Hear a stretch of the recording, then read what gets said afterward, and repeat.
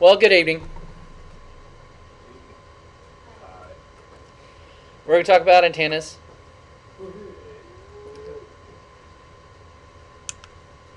What is an antenna?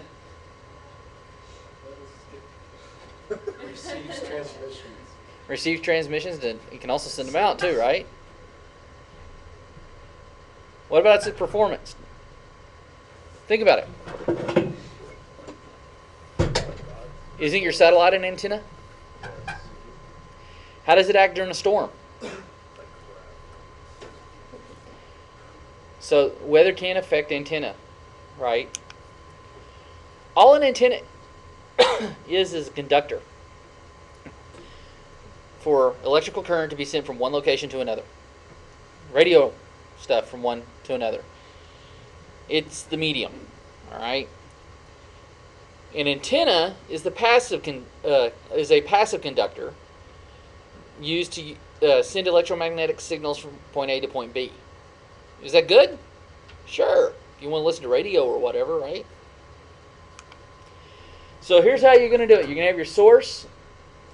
It sends an AC current, alternating current, right? The sine waves to the antenna, who then emits that in an electrical magnetic wave to another antenna, who then turns it back down to an AC so that the receiver can comprehend the signal.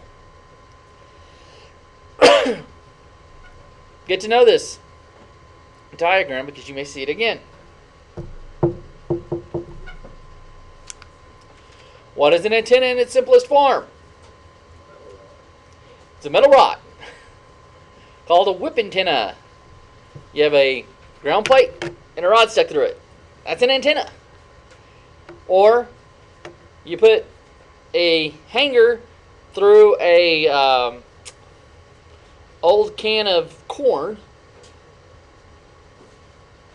There's you an antenna. Do what? Slinky. Mm-hmm. Slinkies will work. Yeah, that's what Several measurements that you can use, or that are used with antennas. Your intentional radiator, or your IR, your equivalent isotropical radiated power, or EIRP, not EIGRP as if you're in my intro to routing class, decibels isotropic, and decibels dipole. All right? DPIs, DBIs, DBDs. You've probably seen these signals if you have a satellite dish and they're coming to fix your house and they're bringing it up on the TV and give you all these. You'll see these out there on your TV. What that does is it tells them, how strong is my signal that is coming in and transmitting out? Okay? How much am I getting? An intentional radiator is the system that creates the RF frequencies that you ride on, all right? Those are created and labeled and identified by the FCC, saying that here's exactly what we have approved for it to be used for, all right? You can't increase or decrease the power after FCC has applied its stamp to it.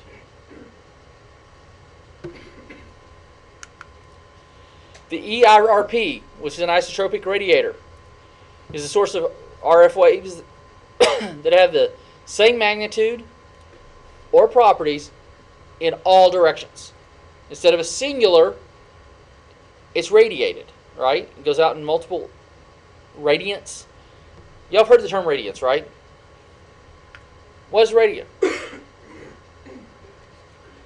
Now think about this. What is a radius? It is the point from the center of the circle to the outside. That's a radius. On a plane, if you're looking at GPS, you have 360 degrees, right? From a dead point where you are. Those are 360 degree radiants. You kind of get the radiated terminology here. It's a point in where it's on the spectrum. The FCC says, here's as much power or the amplitude, the gain of the signal that you can put out there. Remember we talked about the -3, the +3, the -10, +10, the amperage, right? The gain. Then you have the decibels isotropic, okay? All it is that is how much gain you have in the isotropic mechanism.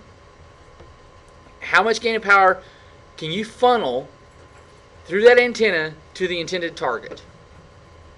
All right? Now, since this isotropic is a radiator, it can go in any direction, right? So how much gain will we have? If I focus the signal, I can put a little bit more gain on it, right? No. The FCC requires that you can only have so much gain on it. A dipole is the very most basic form of an antenna type. Decibels dipole is where they can compare the antenna gain to a dipole. Does that make sense? Wireless LANs are measured in dBds. Yes. I'm sorry, you said rarely measured it. Oh, I'm sorry. Rarely.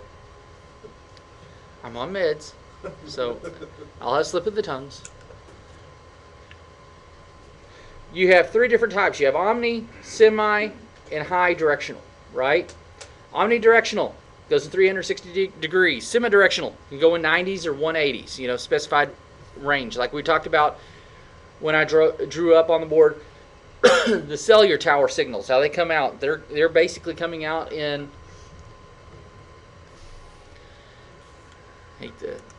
they're basically coming out in not a 360 degree range, but a specified 90 degree range from that signal tower that overlapped to the other one.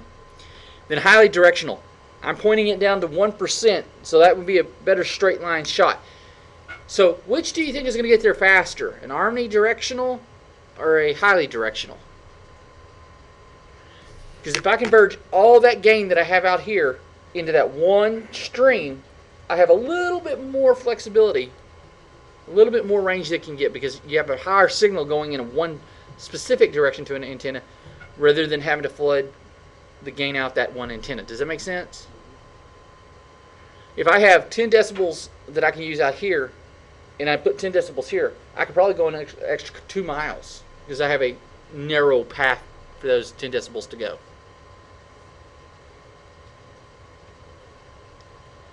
Y'all remember, how many of y'all have run cable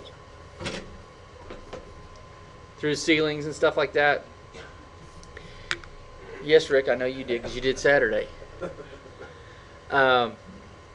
The longer the cable is, the more attenuation you get, right? Same distance, or the same thing. The more directions that you have to go, the more attenuation you have. The less stress, the more focused, the longer the signal can go. Think of the difference between a fiber optic cable that's multi-mode versus single mode. Multi-mode, it bounces, and has a very short time compared to a single mode, which it doesn't refract, it just shoots it straight down, is a long time. Does it make a different, better understanding between the directionals? Omnidirectional antennas are what's going to be on your WAPs, your wireless LAN. Why is that? Because you want to cover a broad range of areas, right? A dipole, which is the basic antenna, is an omnidirectional antenna. It will send out the signal everywhere. Now, you need to think about how high you're going to go, how far out you need to go, your polarization, there's a lot of things that you need to think about. How much landmass are you actually going to cover with a wireless LAN? Well, what is horizontal versus vertical? Well, if an antenna is upright in a vertical position, the signal goes out sideways. So you have this big circle around it, right? If you have it horizontal, it'll go up and down, or horizontal, it's going to go up and down. So you've now decreased the plane in which you can go, right? So if I put it in a odd angle, what have I got? Do what? Well, if you have it omnidirectional, I can come like this. I'm really covering a lot up here. So if you're above my WAP, you're doing great. And if the WAP's upside down, if you're right underneath it, you're getting great signal. That's why I like having the antennas kind of cockeyed from each other, going the opposite directions. Sometimes I've put them where I have one going up and one going sideways, so that I cover north and south and east and west. All right. Polarization is how you arrange those antennas. So here's just a straight dipole antenna, and I should have brought mine in to show you. I've got about a 2-footer, and then I've got my wide range antenna. Dipole antennas, you're not going to see them on the laptops very often anymore because they're actually integrated in the motherboard. For the access points, you'll have them on there, especially if you have a home access point. The ones out here in the hallway that I showed you a couple weeks ago, the Cisco ones, don't have them.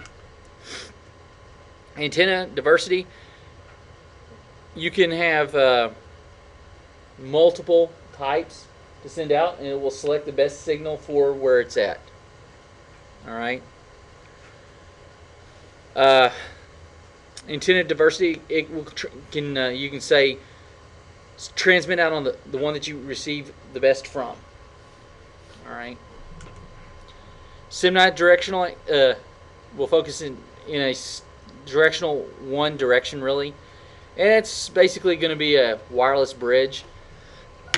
So, how many of y'all have bought those little things you can plug into the outlet to range extenders? You turn your antenna to focus to where when it sends it out, that it sends it out to that box, so then it can send it out. All right, that's what Simnite directional means. You kind of say go over in that area and make sure you can hit and see it. Sectorized antenna. Looking at, I want to get this particular sector covered. Antenna array. Basically, you can customize to send an optimal signal amongst a lot of different places. All right. Now, each antenna may have different power, different strengths.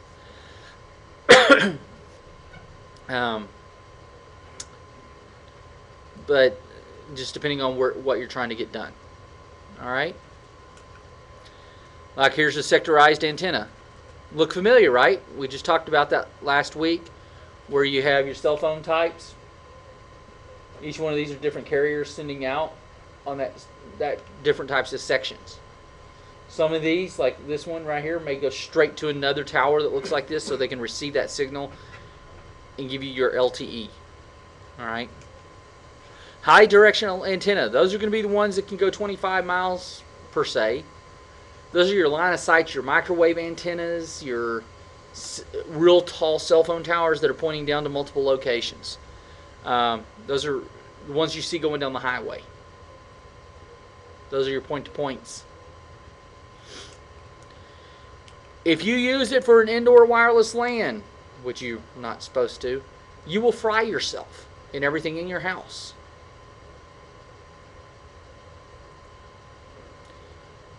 How many of y'all have seen the new weaponized truck in the Army where it sends out a gamma ray off the top of it to hit the person and go through a mattress or whatever and hit them?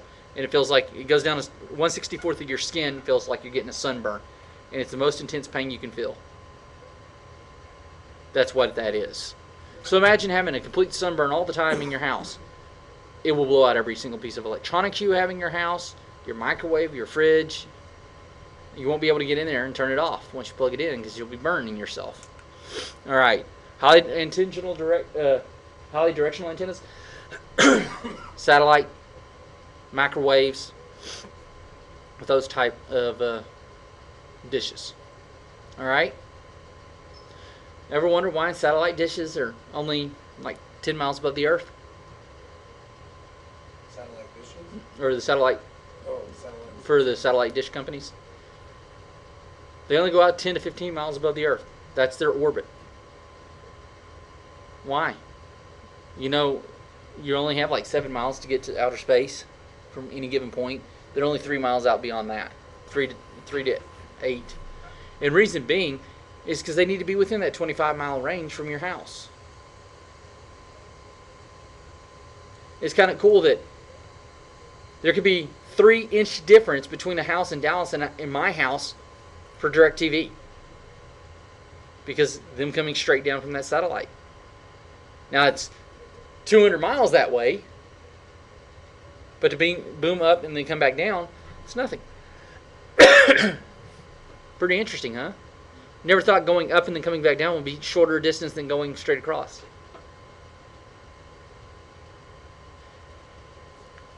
In the case, it's not.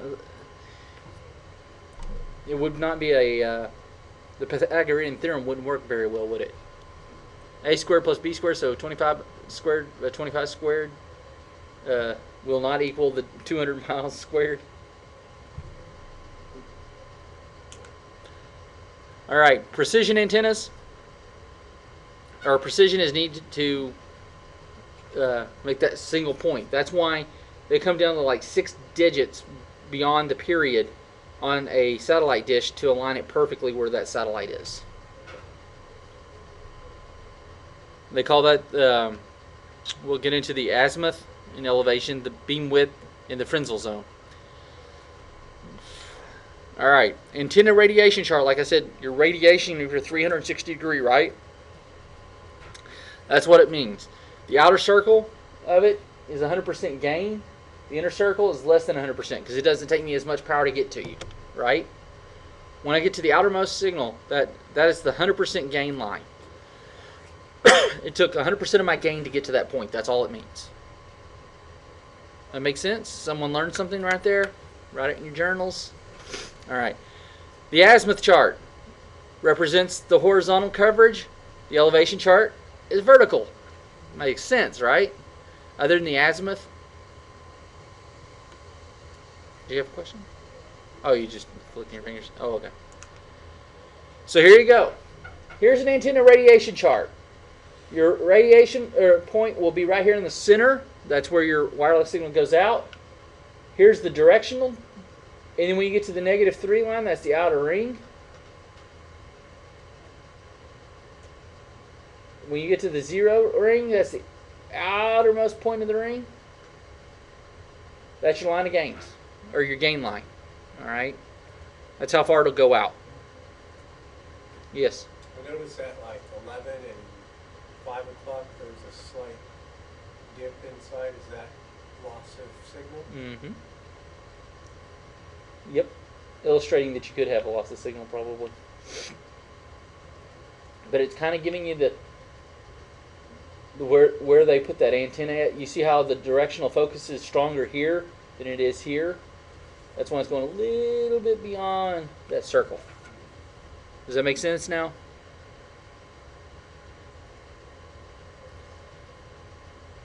Do y'all understand that? What I'm talking about is you have all these more power from here to here. So this is the direction that that's going.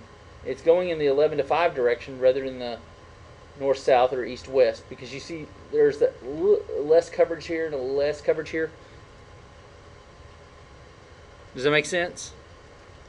It's not really less coverage. It's just showing that the direction, because this has a little extra here, you can tell that that's the direction in which that antenna is going. It's going at 33 and probably 150. Beam width, all right? It's determined by locating the peak radiation intensity, then locating the points on either side of that peak that represent half the power, which is the -3, right? Y'all understand that? Ashley?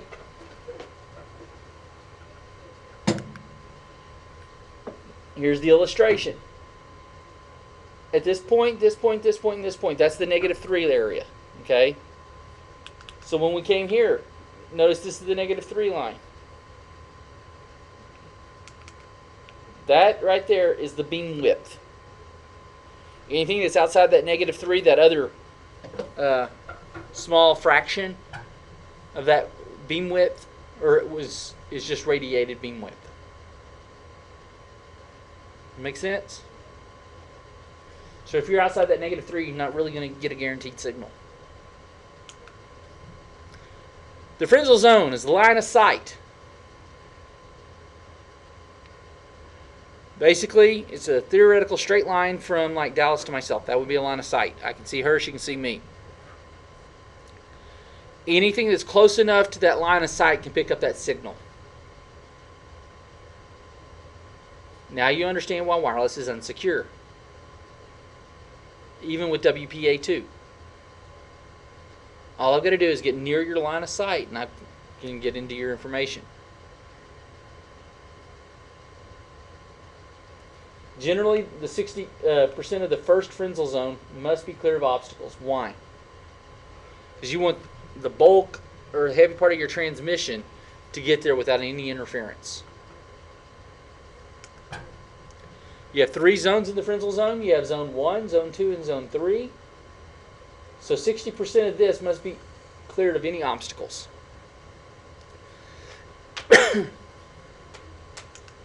All right. Steps for mitigating instructions. You can raise the antenna to give a better angle. You can lower it. You can increase the height of an existing power. Change different things. Cut down trees. Unless you're an environmentalist, like Dallas. Then you put them on the tops of the Then trees. you put her on the top of the trees? Yes, holding the antenna. No, you just stick the... Never mind. Here, just hold this. With a lottery ticket. Yeah. The multiple input, multiple output method. You have multiple signals coming in, you have multiple signals going out. That's really all it amounts to. Then you have your SISO, single input, single output. I have a single input coming in and a single output going out, right?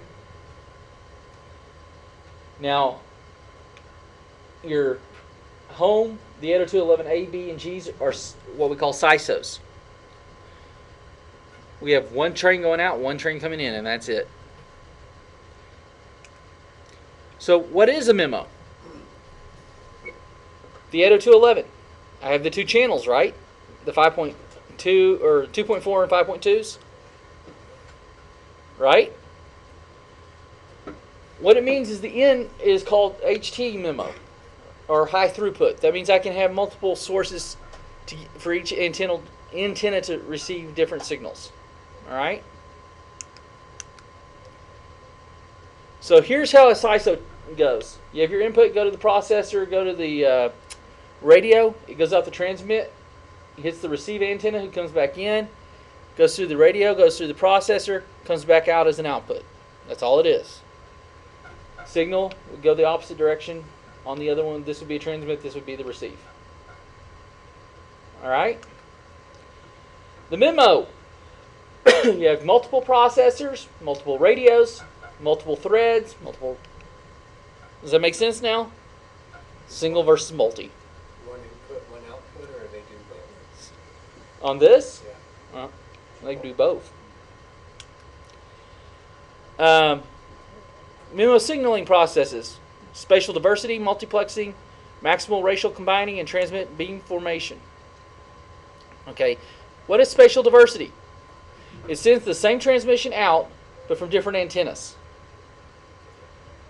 Same idea as what a router does when you have multiple routes to get to the same obstacle. Let's say I have that first router, and then it has 2 routers that can send it to that will all meet back at the same location later on. Spatial diversity. Which is going to take the quickest route to get there? It doesn't care. It's going to send it out both, and whichever gets there first gets there.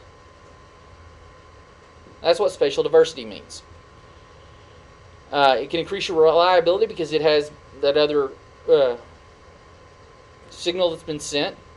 And then we have cyclic shift diversity, or CSD. It sends the same one and then does a shifted version of it, like an out-of-pocket type thing. Does it make sense? Out of sequence? I have a question on the spatial. Okay, spatial. Spatial, yeah. If it is locked in on, say, transmission A of A and B, and A transmission is lost, does it automatically search for B? Well, B and A are going to come in no matter what. If A drops off, it'll still get B. So it, Unless both of them go down, then it'll ask to resend because it didn't get it. so it's picking up on both at the Uh-huh. same time. It's just like, think of a diamond where you come in the top, you're sending your signal, it breaks out to two wide points, which would be two different routers, and then comes back into the single point.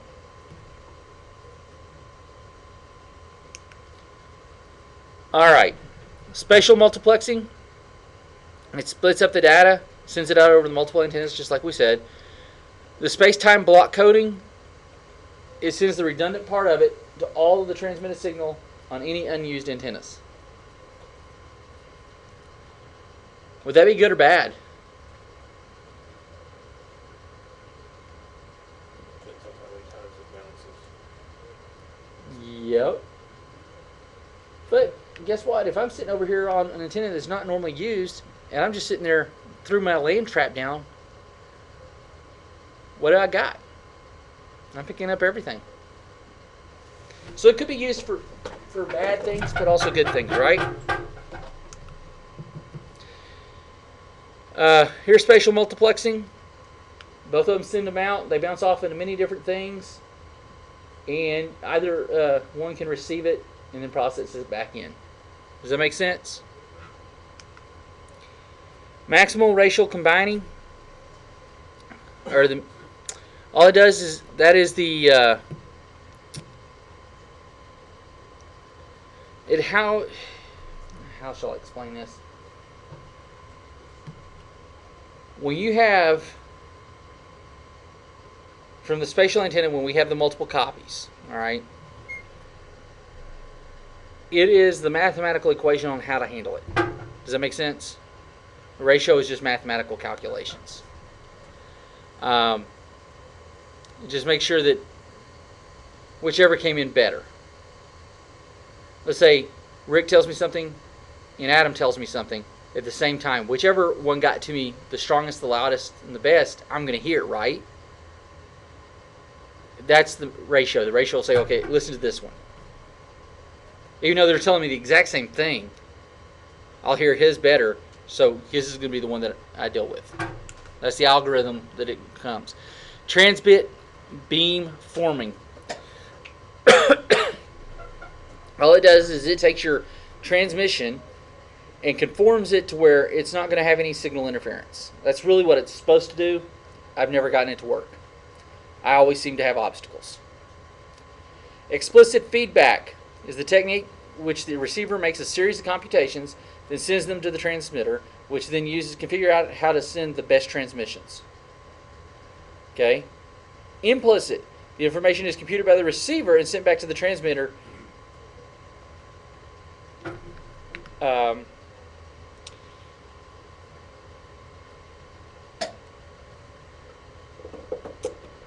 To determine which is going to be the best way to do it. So you have implicit and explicit. Explicit means here's how you're going to do it.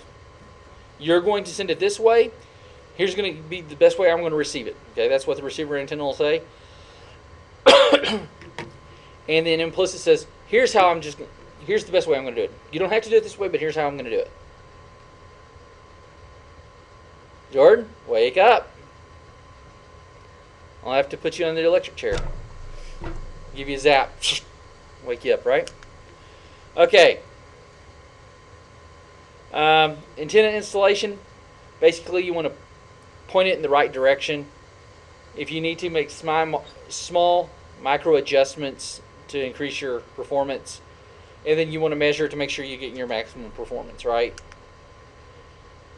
What do we always say about networks? Location, location, location, right? Where are you going to put it?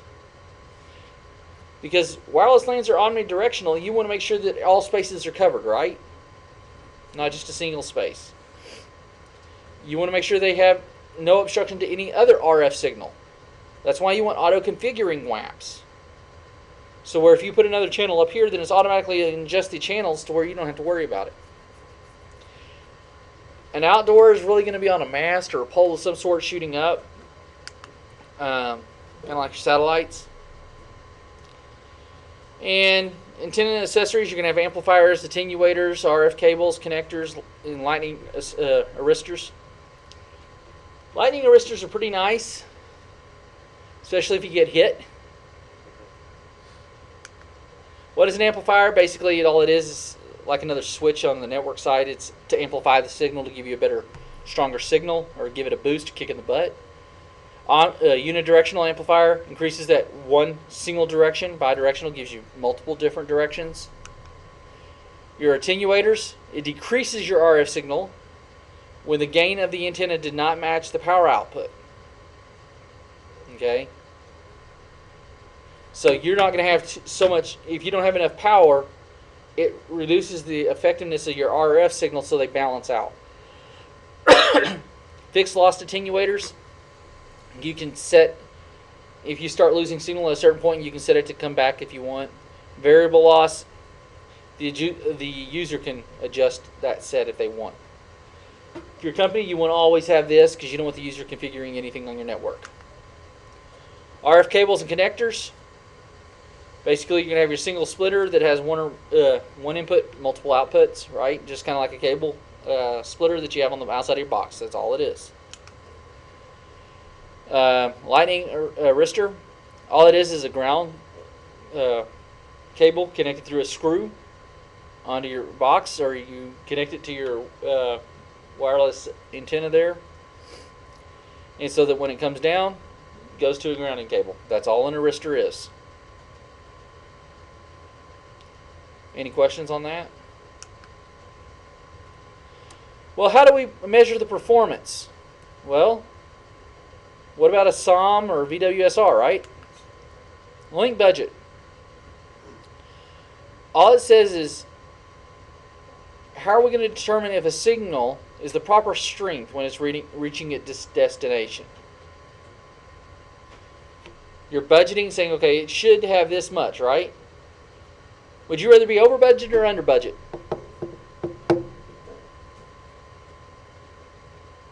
Right? Here's a link budget. You got a transmitter, have the connector, antenna to antenna back to the other connector to the receiver. The connectors allow you to figure out how the signal is. The system operating margin is the difference between the signal that is received and the signal that was sent. Also referred to the fade margin. Okay, how much fade happened. The sensitivity signal will tell you how sensitive that environment is to that signal. Do you have a lot of obstacles in the way? Are you using metal versus wood? What happens if you have a metal framed building versus a wood framed building? Which is going to get the better wireless reception? Wood. Because that metal is going to absorb it like you wouldn't believe. Voltage standing wave radios measure of how well the electrical load and impedance is matched to its source. So you really want to get it down to be a 1-to-1 or as close as possible. Sometimes that's not going to be possible. Well, actually, many times it's not going to be possible. Impedance is what it affects your electrical. So when you say, well, we have signal impedance, well, it's an electrical problem. It could be a grounding issue. It could be EMI interference. Okay, that is impedance. Is there any questions? I know antennas kind of throw everyone for a loop. None? Or once? Went twice?